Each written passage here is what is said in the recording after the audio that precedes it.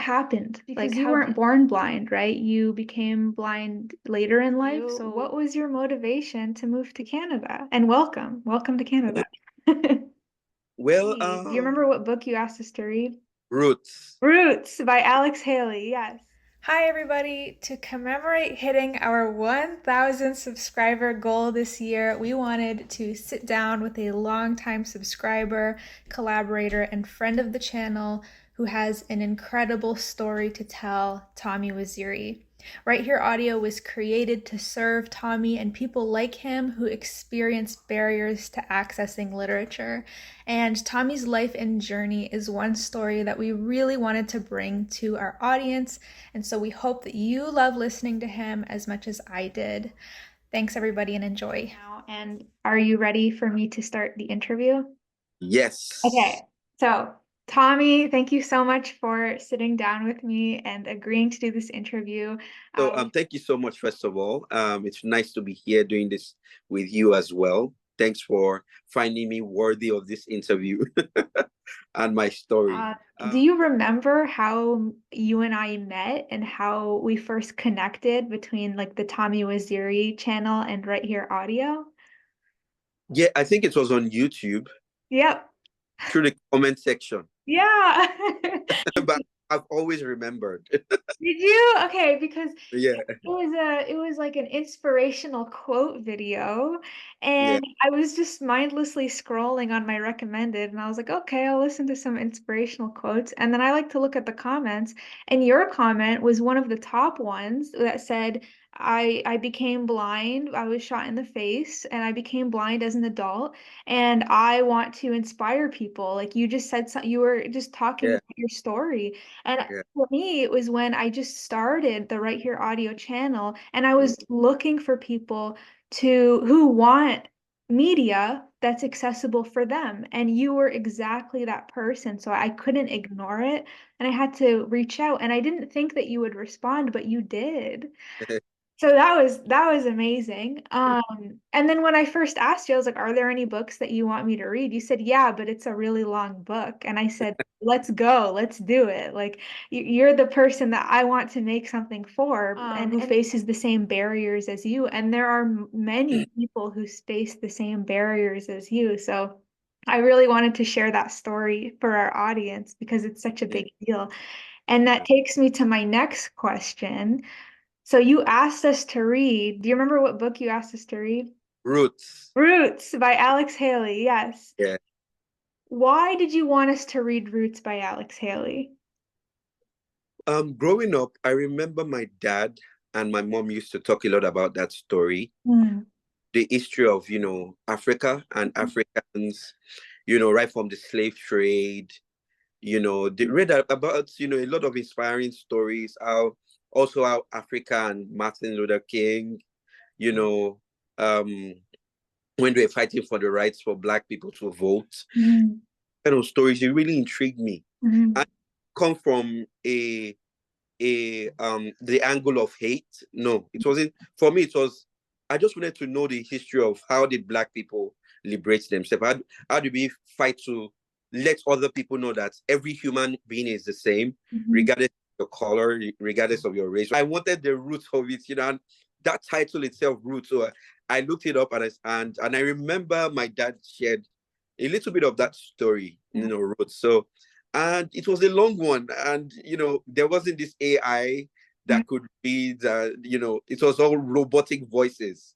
Mhm. And that was when you were asked if there was a book, immediately I remember Roots. I remember. That's awesome. Okay, well, now that Roots has been made available on YouTube, it's amassed over 45,000 views, Wow, and it took 40 recorded readings for us to finish it.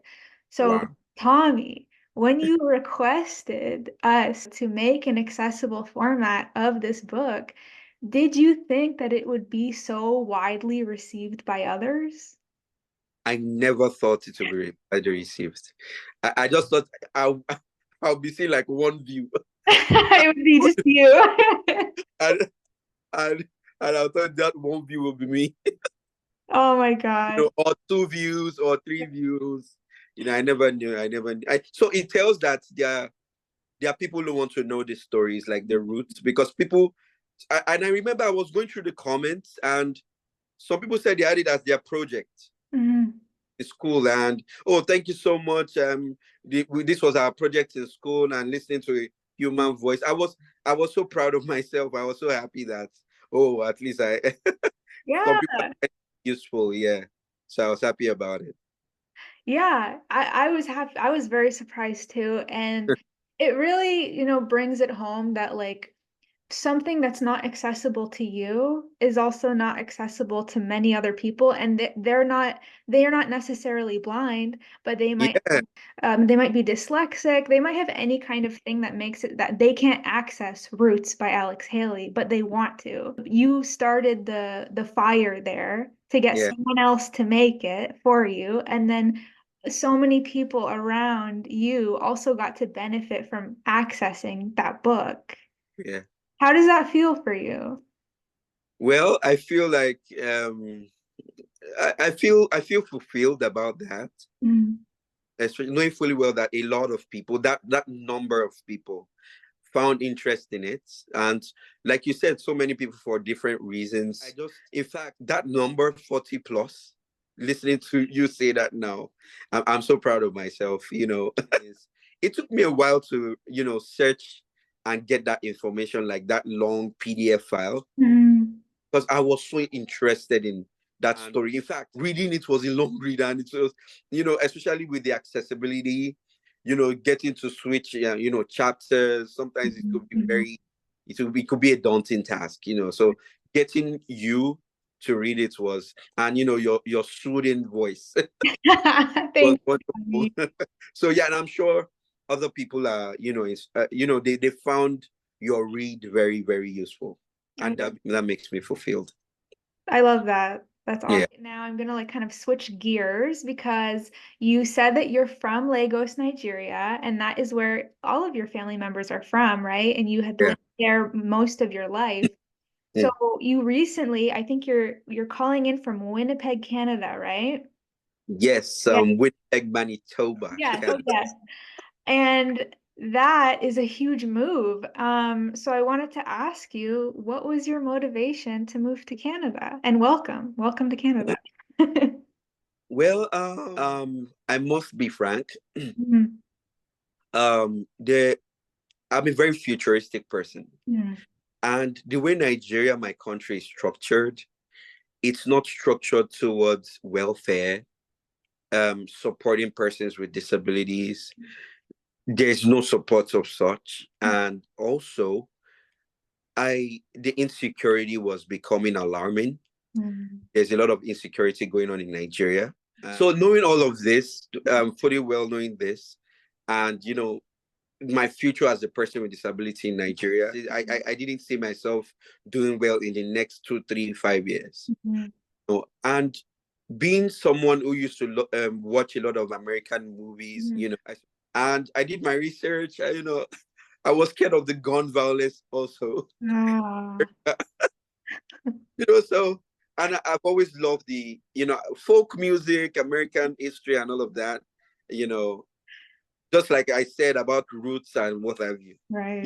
So I said, which country is similar to America? And they don't have this gun violence like America. I'm not saying, I'm gonna get to America and I'll be shot at. No, there Right. was that trauma of being shot, Mhm. getting to live with that, being blind, and as a black person, knowing that okay, some people get shot, and a lot of history about the stereotyping still going on till today. I didn't want to be a part of that, Mhm. so I switched to Canada. I said, okay, Canada will be good. I did a lot of research about Canada as well. Yeah. How Canada is the second best country in the world. I'm proud to be here now. How the people can be very welcoming, Mhm. even though we know that not all countries are perfect. Every country has their own ups and downs. But for me, the goods outweigh the bad. Mhm. Okay.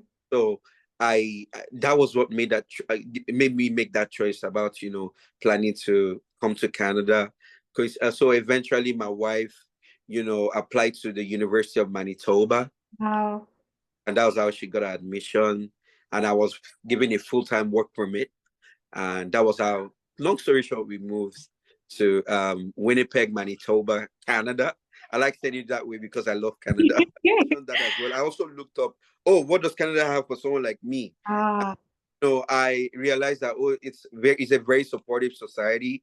I looked up something. I remember I came across entrepreneurs with disability associations like that. You know, government. I looked it up. I realized that if a blind person was going to start a business, the government will support. There were grants. Nor there's nothing like that in Nigeria.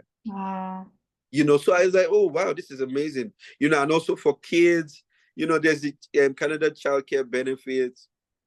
Even though I don't want to rely on that, as a white person, I saw that as, oh, Canada is gonna love me, you know, you know, and support my kids just in case. Oh, there are times where things may be tough.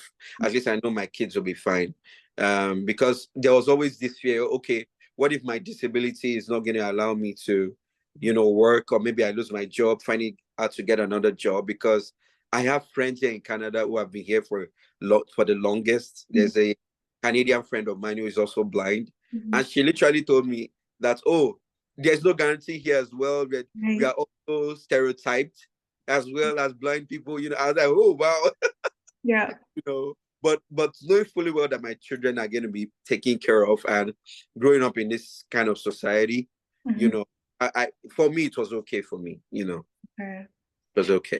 And so this, you bring up a really interesting point, is that, you know, you're blind and you have a disability, but you want to work.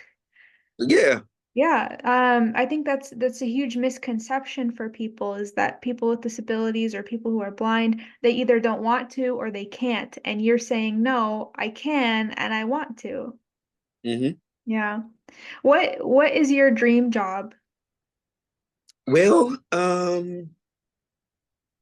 I love to help people. And I realized that being a customer care representative, helping people solve their problems, which I know that that's a job that I can do effectively.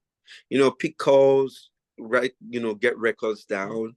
And I did my research even before coming to Canada. Like, I did my research about jobs that I can do as a blind person. Now, that will be my dream job. Now, on the side, I also realized that I can be a massage therapist. Now, the only reason why I've not started and I'm not practicing in Canada is I love to follow rules. I'm not allowed to practice until I get certified here in Canada. Wow. I'm certified in Nigeria, but I'm not certified here. Okay. So I have to go, like, I think it's a year course, like a massage school, you know, to be certified. And also, I love creating content. That's on the side. So these are like side jobs. You know, I love telling my story. I love inspiring people. And that's a job, trust me. Absolutely. I recently employed the service of a freelance videographer. I didn't let you know this. I was gonna let you know. So I'm gonna be doing a lot of social experiments around disability, like social experiments like a blind person, who wants to cross the road, how people are gonna help, or a blind person drops something at a mall, people gonna help, or a blind person trying to come down an escalator. Those kind of social experiment videos. There's gonna be a hidden camera somewhere, seeing how people are gonna respond to help. I just want to inspire people with my life. I don't want to speak first before people get inspired. I want people to be able to see Tommy and doing content. In fact, let me spill this here. I just registered for a Guinness World Record for longest social media used by a blind person. Oh wow, that's awesome. So I'm waiting for them to approve me. And also as a disability advocate and accessibility and inclusion advocate, that's why I'm doing that, to educate more people, you know, just like what you do about, you know, the accessibility of blind people on social media. You were surprised that I was the one that responded to you, like you said. You know, so many people don't know blind people can use. So that's the purpose for me doing that as well, to create awareness, to generate awareness. So I don't even mind when it comes to that. I don't always mind volunteering, you know. So I'm even looking forward to volunteering for advocacy here with CNIB here in Winnipeg. So yeah, advocacy to volunteering too on the side. Yeah. That's great. We love CNIB. CNIB is great. Oh, I love them Yeah, too. they're excellent. And you said, you're doing new content, you have new things on the go. So I'm just gonna tell Yeah. my audience right now, you should go subscribe to Tommy, check him Oh, yeah. out. His content is really great. He does love making his content. And Tommy, for our viewers who don't know your story or who you are, would you tell us a bit about your background regarding your life before becoming blind and how that happened? A quick background of myself. I was born in Lagos, Nigeria, a country in West Africa, and I was raised by a single mom. Being raised by a single mom, I developed some values. Mom and dad had, some issues. Mom had to leave. That's a story for another day. So then it shaped my values as a man. I respected women. I valued women better. It was totally different because I watched my mom go through some domestic violence and verbal abuse as well.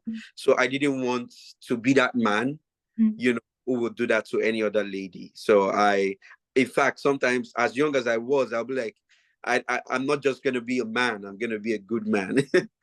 So that over time shaped my values in generally. So it made me to be a better person. I became very aware of my community, doing well in my community, and just leave a good legacy behind right from a young age. Give good records, let people have good records about me. So over time, I read books. I read a lot of books about relationship. I developed myself, read a lot of books about values, a lot of motivational content, watching YouTube videos and just developing myself, So, and yeah, that's who I am before the incident happened. And so these were your values. This was like kind of your character that you were building up before you became blind, Oh, right? yeah. Okay. Yes. And would you say that your values and your character changed after that incident, or did they stay the same? Like, how do you feel as a person now? So as a person now, I would say those values actually helped me. Mm, So there was also resilience I didn't mention, having to struggle with a single mom. You mhm, know, Sometimes we didn't have food to eat, sometimes we would eat once in a day. mm, So over time it built resilience and we struggled. And I think those struggles made me a better person. mhm. So it actually helped, Okay. growing up that way and having to struggle. And now when, my incident happened, when I became blind, it actually even made me better. So I think it helped in a way. Yes. Mhm, mhm. Wow, that's really interesting. And so for the people who don't know your story or haven't subscribed to your channel or seen you on Instagram yet, what happened? Like because you weren't born blind, right? You became blind later in life. So can you give a little bit of backstory on that? Okay. So I became blind in the year 2019. I was an Uber driver Mhm, back in Lagos, Nigeria. I was I picked up a rider from a a part of the city in Lagos called um, Victoria Island, and the name of the estate is I remember this things vividly is 2004 estate. Yeah, and picked up a rider. We started the journey, and I asked the rider if I should use the Google Maps, and she said yes, why not? And we started the journey. So, and this was when I was 27 years old. mhm, So I've lived most of my life as a sighted person. So unknowingly to me, I never knew that that would be the last day mhm, I'll see the light of day. At least maybe until the doctors do something, about being able to see again. So I we started the journey and we encountered some traffic along the way. And unknowingly to me, I saw two young men, like teenagers. They're very young. I can still remember. And they passed my car, but when they passed by the car, they were looking suspiciously into in my car. And I became alert. I was like, okay, why would this guy be looking into my car this way? And when they passed my car, I looked into the side mirror, and I realized that they stopped just behind my car. And at that point, I felt something bad was gonna happen, because I literally saw one of them from the side mirror. I saw one of them reach out into his pocket and wanted to pick something out, or maybe I thought it was a weapon, and so it turned out that it was a weapon. And they came back to the car. The one beside my door had a gun. The other one didn't have a gun, was threatening my rider, telling her to give him her stuff. She had a laptop. She had some valuable stuffs with her. And the one beside me was like, give me your phone, and aimed the gun at me. And I was in shock. I didn't even respond. I didn't know how to respond. This was the first time I'll see a gun, aimed at me that way. The times I knew I've seen a gun aimed at someone that way was in the movies. So long story short, everything happened in within a minute. So I made a decision. So let me give him the phone and let him just go. Then I reached out to my phone, and my vision was away from him. Then I looked back towards him, and I was about to wind down, and I looked up, and bang, he shot at me. And so it turned out that he shot me with a local gun. So they're it's like a mini shotgun. So they're little pellets that spread. They pierced, my everywhere on my face, with the glass and everything, bang, and damaged my eyeballs, and the cornea, everything was damaged. And long story short, we got to the hospital, and the next day, that was where I found out that my optic nerves were damaged, and I probably won't be able to see again for the rest of my life.